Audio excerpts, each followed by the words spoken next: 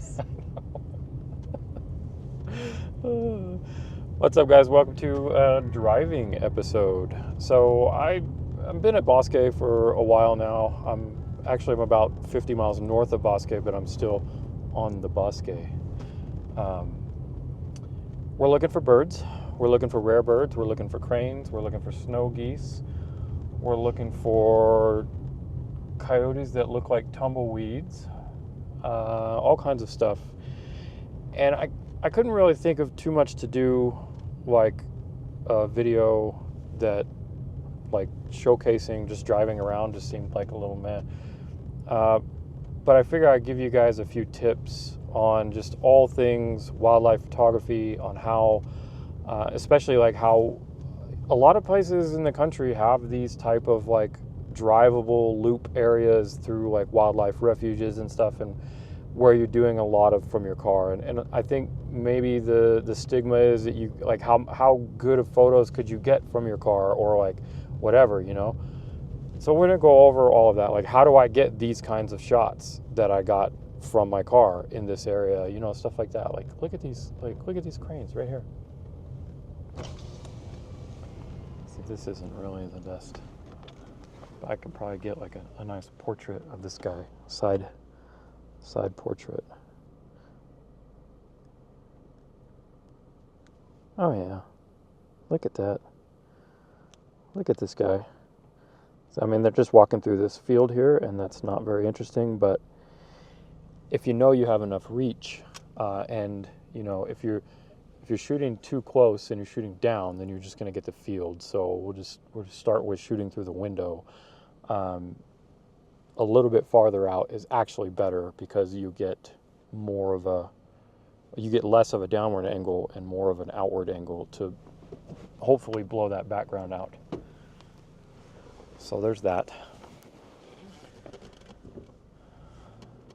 We've only got about a month left. It's mid-January right now. I just wrapped up a few back-to-back Bosque workshops. So if you're interested in Central New Mexico birding workshops, let me know. I do the private workshops all year round, so we can get together and do all kinds of stuff. But if you're interested in cranes and snow geese, you got about a month left until next November. All right, so yeah, like I was saying, tips for driving. The stigma is you can't really get good stuff out here, but you can, and it just takes a little bit of effort. And at first you might think driving is restrictive, like being in your car is restrictive. Like in this area we can get out, so that's cool. Like nothing's going to stop me from getting out. But sometimes the birds and the animals don't like it, and that's where the car, it becomes your hide and it becomes your friend, because they don't care about car shapes, they care about people shapes. Oh man, I really want to see Jeff. I don't know if Jeff comes up this high or not. I was on one of my last workshops at Bosque and like last week, and we saw the biggest buck I've ever seen in my life. And I don't know if I got any footage of him, but I got this crappy shot, and this is going to be one of the tips we're going to talk about, so to make sure you don't get shots like this. But this is Jeff, and he's the biggest buck I've ever seen in this area. And the workshop people, they called him the Big Lebowski, so that's why I called him Jeff, because, you know, Jeff Bridges. So this is Jeff. Jeff is good people, and I'm hoping I see him again. Jeff is good deer, not Yeah, Jeff is good deer, not good people. All right, so you know what? We are almost to the thrush spot. So we're going to take a tip break for a second. There is a really rare bird that's been over here for the past few months. Well, he's rare to New Mexico. This is a varied thrush, and it's been reported here, and they are usually only in like Alaska all the way down to the PNW, Western Canada, you know, that sort of thing. So, but he's here. He's been here for a while. We're gonna go see if we can see him and maybe get some shots of him, and then we'll keep going with the tips. But I do want to show you guys around here. We're at Bernardo right now, so. I'm just gonna leave him hanging about the how to not get a bad Jeff photo tip. Oh yeah, how to not get a bad Jeff photo tip. Yeah, but that's important for the car stuff that we're going to talk about. So to be continued on how to get a good Jeff shot. Oh, the light is hitting those cranes really nice, especially the ones in flight. All right, we're going to stop here and see if we can see a thrush.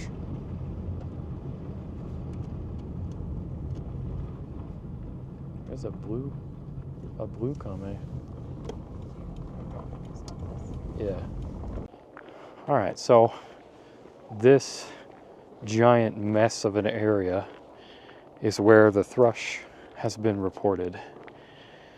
So varied thrushes, the other problem is they look like, out here, he's hanging out with a bunch of towhees. And this is a towhee, if you don't know, this is a spotted towhee. I love them, I just got this earlier here. He's hanging out with a bunch of them, and towhees like have black and orange, and then the thrush has like black and orange. So like every time I see a towhee, I'm like, ah.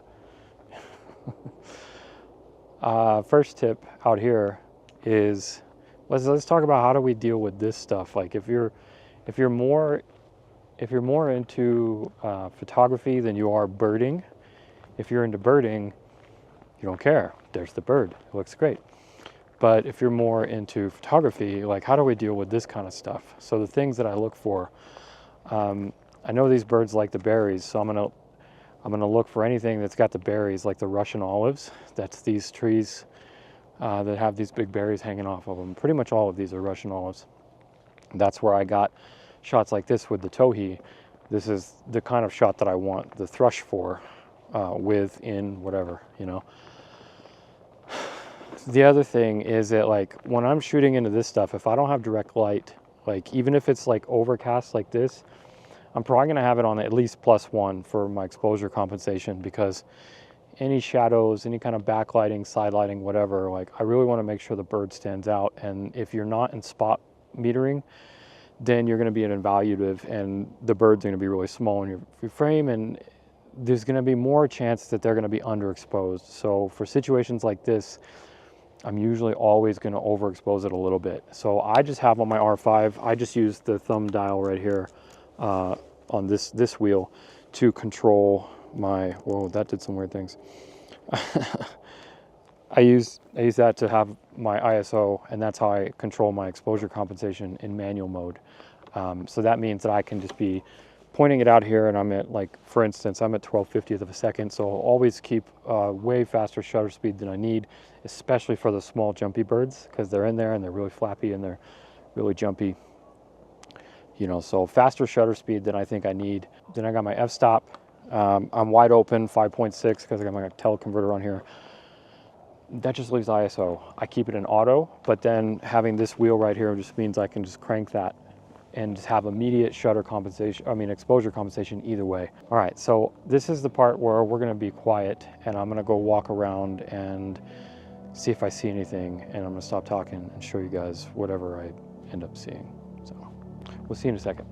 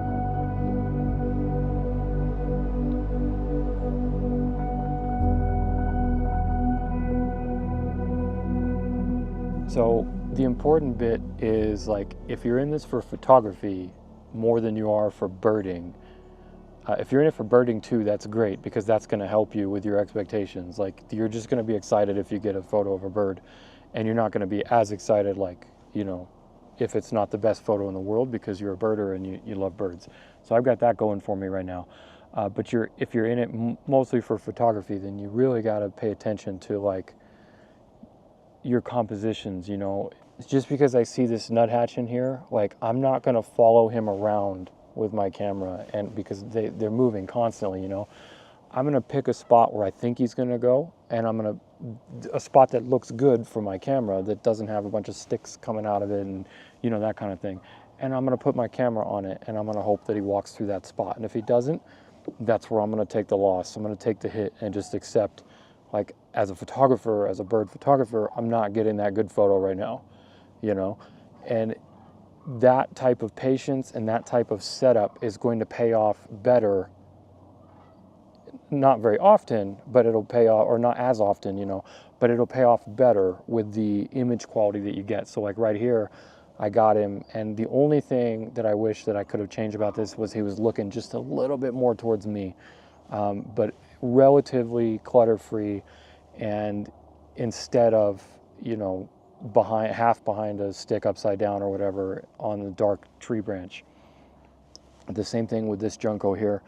I put this here because I saw them flapping around, and I put my camera right on this branch where they were going. They were hopping to and from this, and it's like wait for him to get underneath and away from the clutter, you know, and then bam, can get a good shot.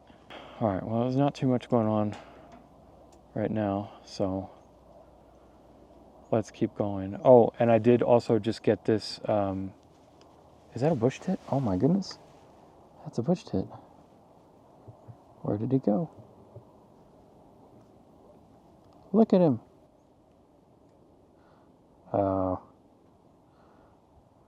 No, that's not a bush tit. That's a verdin. Oh, that's a verdin. Oh my gosh, my camera won't focus. This is where I need to switch it to manual. All right. Oh my goodness. That's a verdin. Well, hello there. And sometimes you just got to take the picture because the birder in you needs to document it, and you don't care if it's complete garbage, which it is in my case. But I'm very happy to see a verdin because they are super cool. I don't think I've ever seen a verdin up here this time of year. I'm gonna have to check eBird. He's going higher. Son of a biscuit.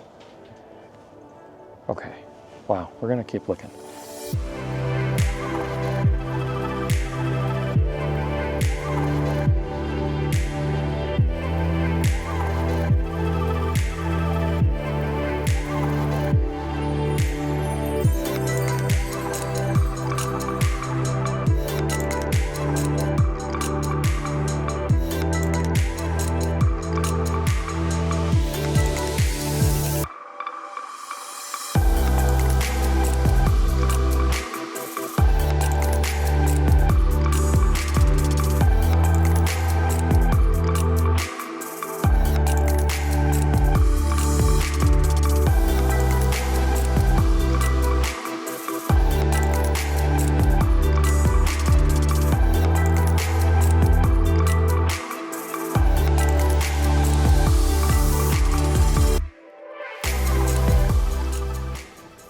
Nope, nope, nope, nope, nope, nope,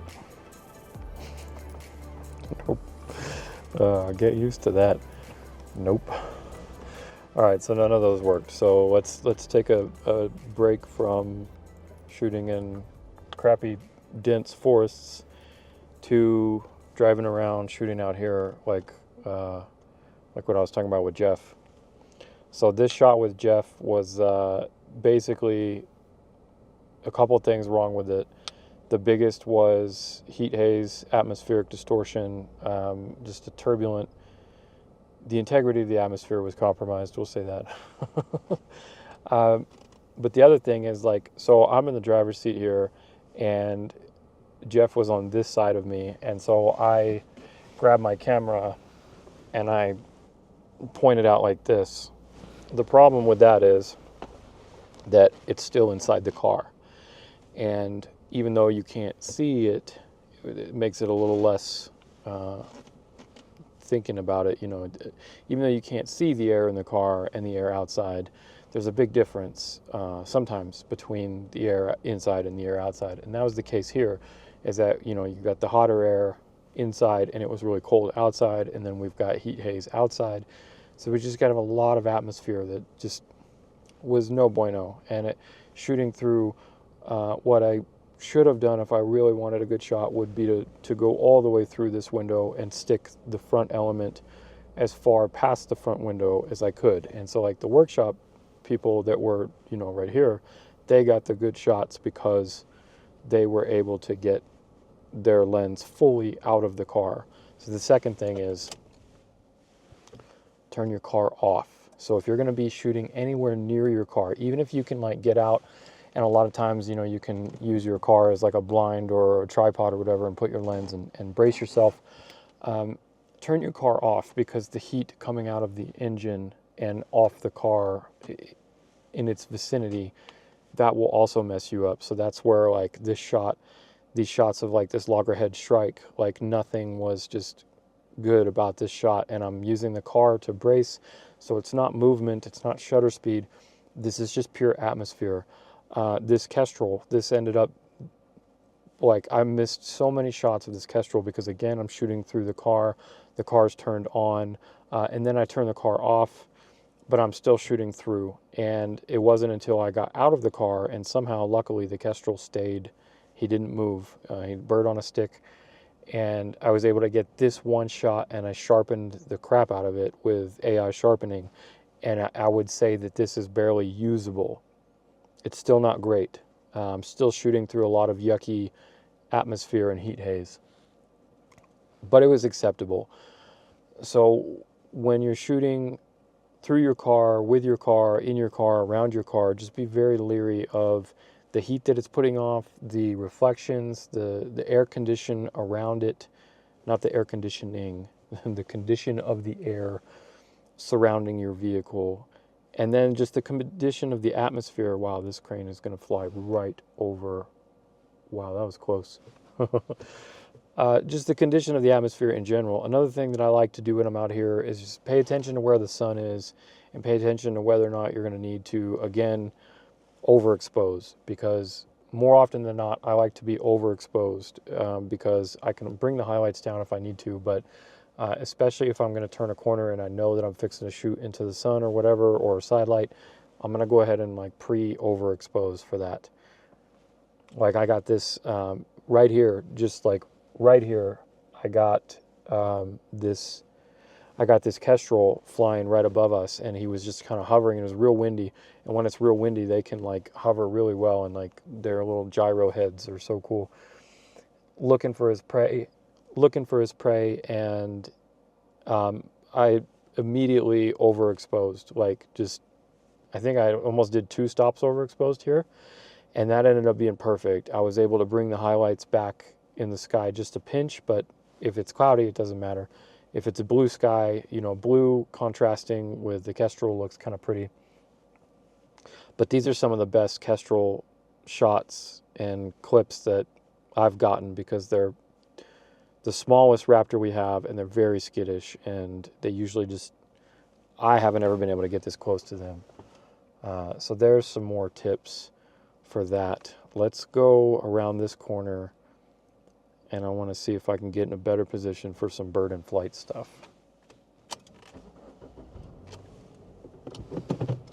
Yeah. All right, so let's talk about some bird in flight stuff real quick. We just pulled over here, and we've got some snow geese, we got a ton of cranes, we got ducks, waterfowl, a lot of good bird in flight opportunities. I just got some really cool stuff with the snow geese. What I look for when I'm doing like large birds like this in large groups too, I'm also looking for singling out. Like it can get really overwhelming really fast when you see a whole bunch of them take off and you just, spray like that. So I try to manage my excitement for just birding and photography, and try to like be really selective about what I'm shooting. And like, for instance, we've got this group of snow geese here, and I want them, they're preening and they're bathing and they're getting wet. And so you pay attention to the signs. The signs are when they're getting wet and they're bathing, they're cleaning themselves, they're gonna have to shake off, because water can't stay on them. It'll weigh them down, and you know, it's yucky. So after they do this, they'll shake off. And when you look for these signs when they're doing this in the water and throwing it over their head, you know that they're gonna shake it off soon. So that's when you get ready. Minimum shutter speed for me when I'm shooting longer focal lengths like this, I'm at 700 millimeters and I'm in crop mode sometimes, so that's 1120. Right now I'm not in crop mode because they're close enough, but minimum for bird in flight stuff and for fast moving freezing, 1/2500th of a second. So 2500th of a second is the lowest I personally like to go. I got plenty of daylight, I got plenty of big enough aperture, all that stuff. The cranes fly a little bit slower than the snow geese, but still, like, if you want that frozen movement, and the longer your focal length, the harder it is going to be to freeze the frame, and the more shake you can personally introduce, even at those faster shutter speeds, you might still get a little camera shake that's from you and not just the bird. So 1/2500th of a second minimum. Again, overexposing, it's cloudy. I'm gonna overexpose anyways because it's gonna end up being high key. The birds are all white too, and to keep everything from looking gray and dull, I'm gonna go ahead and overexpose that. When they're in the water like this too, not birds in flight tip, but you know, just get as low as you can. It definitely helps with the angle of the background, blowing that background out. And like when I'm just watching stuff, for like looking for the composition that I want, especially like I said with the birds in the groups, I want to single them out. Like, I don't want this white bird's head over, like, with the background of the horizon, like, cutting through it, and the, you know, I don't want that contrast. So if I need to get up higher too, that's the opposite of what I just said, then to pay attention to what is going to be directly behind it, I might do that. All right, well, camera lady has signaled that it's time to wrap up because she's freezing. So we're gonna wrap it up here. Hopefully you guys enjoyed. Hopefully you got some good tips out of that. If you have any other tips, you know, that you want to leave for me or for anybody else, read in the comments. Leave them down below because, you know, I love the whole community thing about these videos. Hopefully you just enjoyed being out in central New Mexico with me because it's one of my favorite places and it's where I'm the happiest. I just love sitting out here watching birds and running workshops. So if you want to join a workshop any time of year, there's something different to see. I run them anytime that I'm here. Just get in touch. All right, I think we're gonna do one more loop and then we got about a 3-hour drive home. I think actually it's chai time. I got hot chai today, so I'm gonna make some masala chai. And yeah, that camera lady can't have. It's got milk in it, she's allergic to milk. What a loser, huh? You can't take her anywhere. All right, thanks for watching. I'll see you in the next one. Here's a bunch of stuff that I got from all around the past few days. I really like it. Tip.